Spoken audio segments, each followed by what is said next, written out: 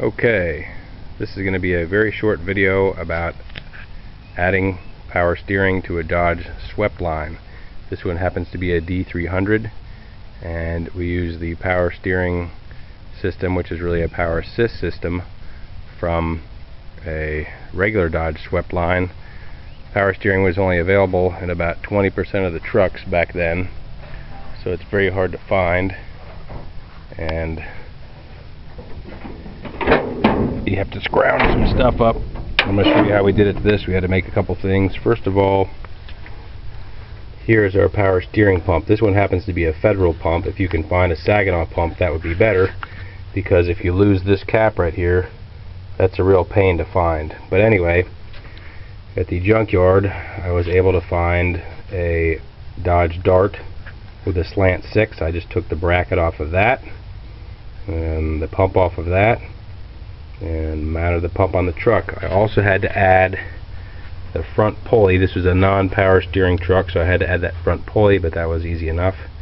That just screws onto the front of the other pulley. You don't need to pull the original harmonic balancer off. So that's that. Then underneath we have our control valve.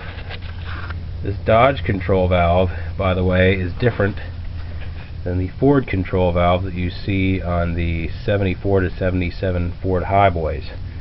This one comes from the other direction, for one thing, and the internals are actually different. This does not have a centering spring, and if you want to rebuild this section, you still use your old ball, and I can't think right now, but you can use the two ball cups, but the ball stud, is smaller on the Ford than it is in the Dodge.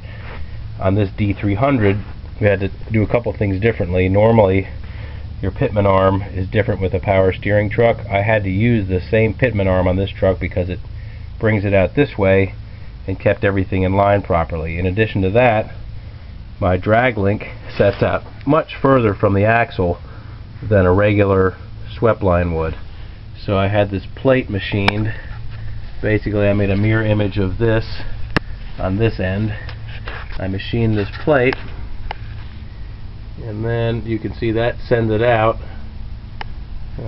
so that I'm in line more or less with that drag link. I was way out of line before.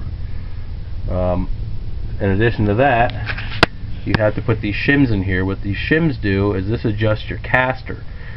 For a power steering truck, you want more caster, and what caster will do is it'll tilt the axle forward and give you more centering force when you're driving down the road, which helps with the power steering. So then in order to do that, I needed to use a longer U-bolt, and this is actually a 9/16 U-bolt, so I did have to drill this out. These were 1/2 inch. It didn't take much off, but I had to do that in this plate here.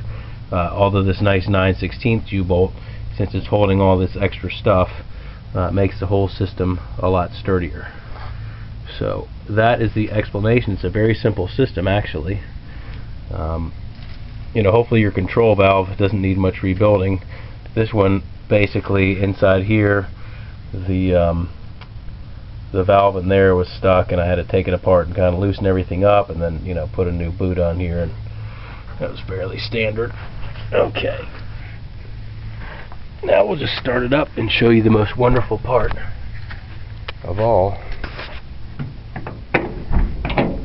Having this dump truck and having to back up trailers and stuff with it was quite a drag.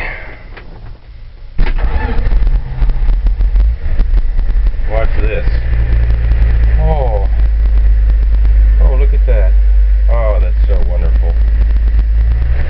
It's just so nice to have power steering. So it was quite an odyssey. I don't know if I can turn this, and can't really get at any angle. Unfortunately, I don't have a demonstrator, but there's the wheel coming out there. You can hear the pump. Now, One other thing about the power steering that I noticed was that I had to give up a little bit of turning radius on one side or the other. So what I elected to do is I elected to have the truck turn to the left as sharp as it could. Not quite as sharp as it could, but most of the way, because I needed to make U-turns. And the reason for that is your ram here only has so much travel. So you will find that, you know, if you start out centering the thing, you'll end up, your steering gear, which is the original manual gear in the truck, would have the capability to push it back and forth, but this ram won't allow that to happen.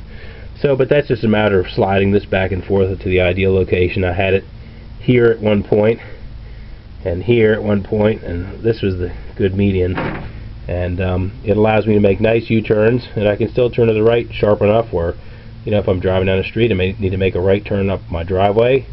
I just need to be a little bit to the left, and it goes up no problem. So, worked out well. Thanks for watching.